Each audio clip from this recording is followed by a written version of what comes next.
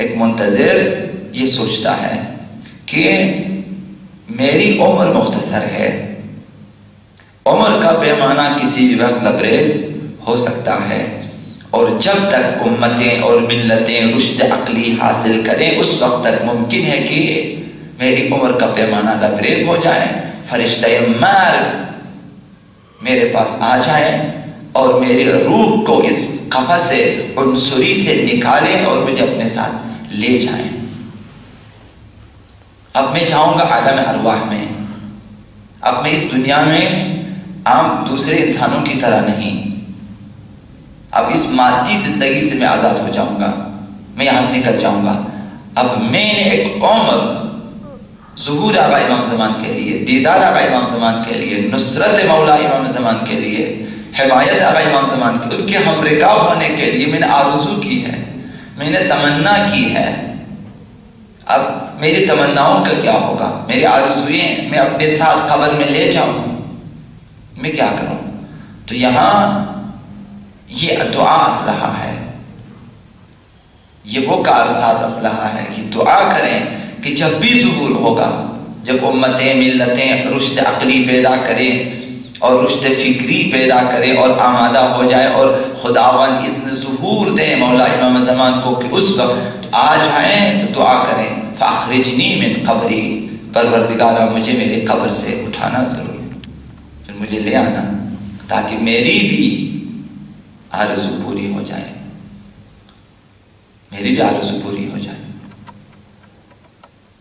فاخرجنی من قبری مقتدرا کفنی، مجھے دنیا کے ساتھ نہیں، مال و مقام کے ساتھ نہیں، مجھے اپنے کفن کے ساتھ اٹھا دے،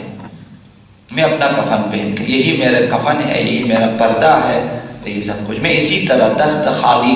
صرف عشق و محبت امام زمان لے کے، صرف خدمت آقا امام زمان کے جذبے سے جاؤں گا، کفن پہن کے، آمادہ مرگ، آمادہ نبرد جاؤں گا آقا امام زمان کے پاس۔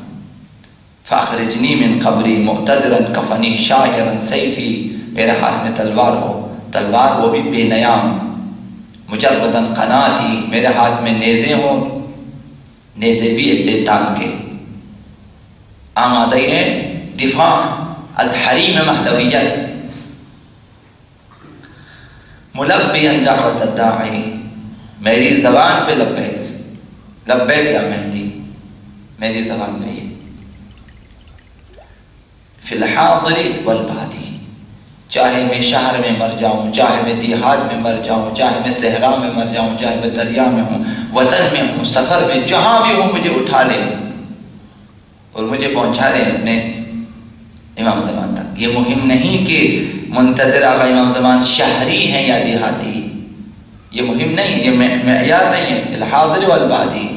جہاں بھی ہو، سفر میں ہو یا وطن میں، اسے بہرحال آقا امام زمان کی آواز پہ لبیک کہنا ہے، چاہے وہ جہاں بھی ہو۔ ایسا نہیں ہے کہ صرف شہریوں کے لیے یہ سہولت ہے، نا، سب کے لیے، فی الحاضر والبادی، صحرا و دریا، سفر و حضر، دیس پردیس، جہاں بھی ہو لبیک کہنے کے لیے تیار ہونا چاہیے، چاہے آپ جہاں بھی۔ یہ مہم نہیں ہے کہ آپ کہاں رہتے ہیں، کس شہر میں رہتے ہیں، کس ملک میں رہتے ہیں، کس علاقے میں رہتے ہیں، یہ مہم نہیں ہے۔ مہم یہ ہے کہ آمادہ لبیک۔ منتظر وہ نہیں ہو سکتا جو طول تاریخ میں انبیاء و ائمہ کے ساتھ ان کے ماننے والوں نے کیا کہ جب بھی ضرورت پڑی ائمہ نے، انبیاء نے انہیں پکارا، مگر وہ بہانے ڈھونڈتے رہے۔ منتظر ایسا شخص نہیں ہو سکتا۔